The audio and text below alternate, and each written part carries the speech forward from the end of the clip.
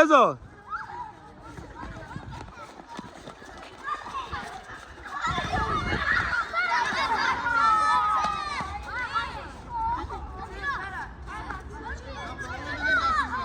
Ferhat kaç ora.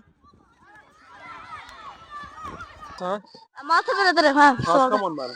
Ben Almet komandası. Alimettirip mi var ha? Mata da öyle koymuş.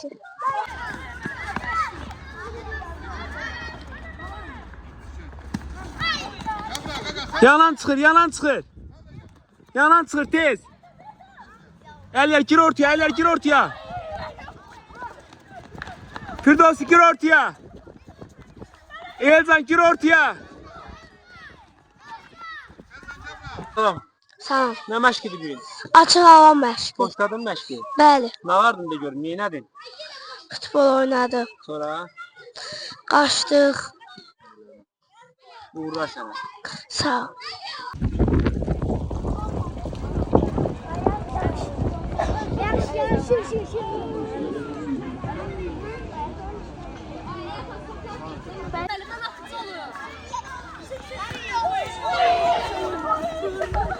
Tamam. Salam. Necə keçdi məşqin? Yaxşı.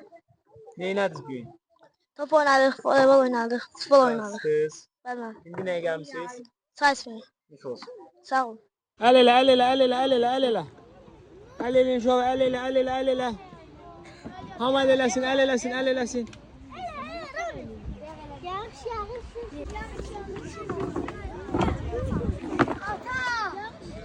Sen de el elə. Aferin. İbrahim salam. Salam. Hara gəlmişdin? Nə yaxşı gəlmişdin parka? Ərlənci üçün. Açıq hava məşqinə? Bəli. Nə keçdi məşqin? Yaxşı. Sırat eləyə bildin? Bəli. Uğurlar sana. Sağ ol. Nur balam salam.